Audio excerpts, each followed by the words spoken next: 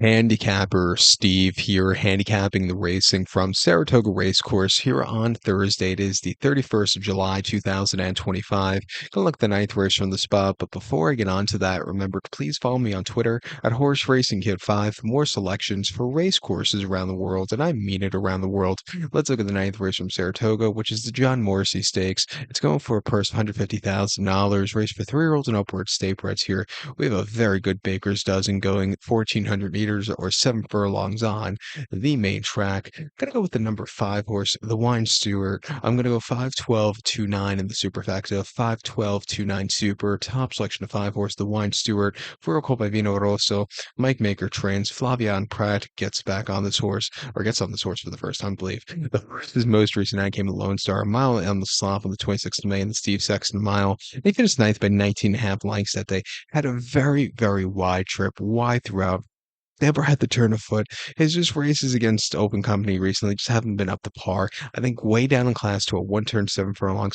Off the bench, he's going to be in a better spot to win than he was last time out at Lone Star. He ran two back in the grade three Oaklawn mile at Oaklawn, a mile 29th of March. He finished third by 10 1/4 lengths that day, and he just stalked all around the race course and got beat by better horses on the day. He had a victor to his name. He had to be used a lot in the fifth season over the mile at Oaklawn in January, but he got the job done, win by a neck from a tracking trip. He came home clear. His campaign last year as a 3-year-old, it was very, okay. At a decent second in the Lexington behind Encino, who's next star winner.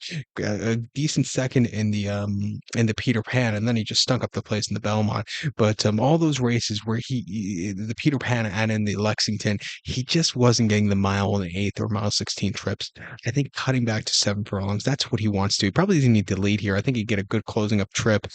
He's likes running here at Saratoga. He's 2 for 1 on this track. By winning by winning the funny size, it's true old winning by a head coming from the back of the pack after a horrible beginning. He really gained a lot. Trading well locally. I'm gonna give him a shot on the ticket. I think the 12 horse here, Doc Sullivan for Joel and John Ortiz, could win also. First time the Ortiz barn. Most recent, the Maselli barn ran mid-March at Aqueduct, a mile and off, so 6-2 against Open Company, where he finished fourth by 3 3/4 lengths, didn't break well, and then after that just didn't show up. In the safe Florida Sandy prior to that over the 7 at Aqueduct, he finished third by 2 1/4 lengths, where again he moved out a little bit late. I thought he got down the race course okay, and then had a very nice 1 turn mile race in the Alex M. Rob, where he had a very nice place where he just yielded late. Another horse, I think, cutting back in trip, coming here to Saratoga. I'm going to give him a shot here at 10 to 1. But to recap my selection for the featured ninth race from the spots, John Morrissey, you're going to take the 5 horse to Wine Stewart, give kudos to the 12 horse Doc Sullivan, 5-12-2-9 super, 5-12 in the multi race. So good luck to all. Please follow me on Twitter at Horse Racing Kid 5. Good luck, everybody.